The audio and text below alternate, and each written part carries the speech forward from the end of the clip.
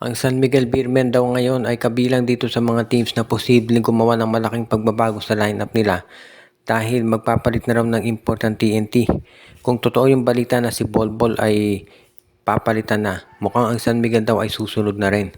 So kung sakasakali na ganito nga ang mangyari, malaking balita yan. Sino kaya kukunin ng SMB?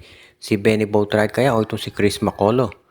Mukhang ang maliwanag dito ang nagiging barometer ngayon ng mga imports ay itong si Jalen Johnson ng Rain or Shine. Dahil syempre 6-0 ang record ng Rain or Shine at swak na swak yung laro ni Johnson para dito sa ROS.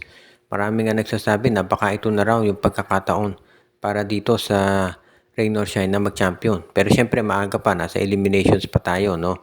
At makikita na natin talaga yung laro nitong si Johnson pagdating ng playoffs. Dahil syempre, iba ang laro ng PBA kapag playoffs na.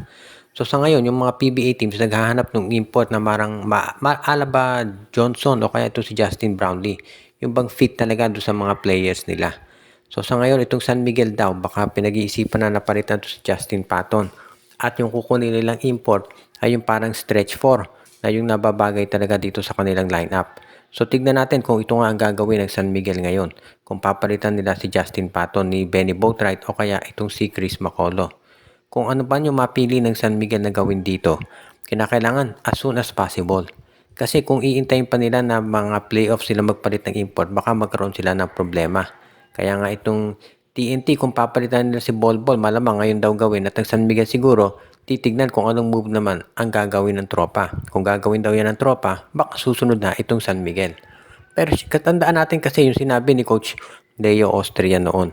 Kaya nila kinuha itong si Justin Patton para nga pang kontra dito sa big man ng TNT. Ngayong mawawala na yung big man ng TNT, baka iba naman ang maging diskarte nila. At nababalitaan natin itong mga diskarte, mukhang ito raw Phoenix Fuel Masters ngayon ay merong gagawin ng malaking move kasama ang Meralco Bolts.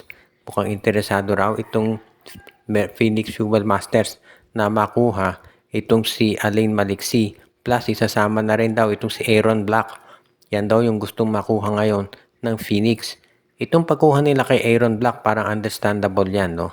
Dahil itong si Aaron to si Evan Nelly ang balita ilalagay sa trading. Ite-trade na raw yan ng Phoenix. So kinakailangan nila ng bagong point guard. At itong si Aaron Black nga ang mukhang nakikita nila na magiging solusyon dyan.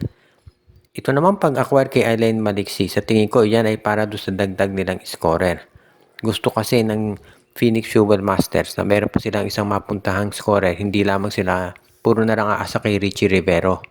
So kung meron kang Alain Maliksi, pwedeng yan ang maging backup nitong si Richie pagdating sa scoring. Kaya iyan yung tinitignan ngayon ng management at ng coach na si Charles Chu.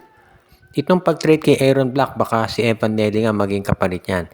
Ito naman kay Alain Maliksi, baka draft pick o kaya bench player ang ibigay ng Phoenix kasi lately bumaba na yung playing time ni Maliksi at yung trade value nito hindi na katulad nung dati. Kaya sa tingin ko madaling maaayos ang nabanggit na trade. At ito naman talaga yung nakikita natin na gagawin ng Phoenix dahil ang koponan ay seryoso na makabalik sa playoffs. Ready na talaga itong management. Nakita naman natin kung paano nila in-overhaul yung lineup. Kaya ngayon pagkuha sa mga nabanggit na players ng Meralco ay makakatulong yan para magkaroon na ng pagbabago dito sa roster ng Fuel Masters na siyang kinakailangan. Dahil kahit kaano kagaling itong coach nila na si Charles Chu, iba pa rin syempre kapag ikaw ay nakakuha talaga ng mga players na iyong kinakailangan para makagawa ng mas maganda na laro sa mga susunod na game.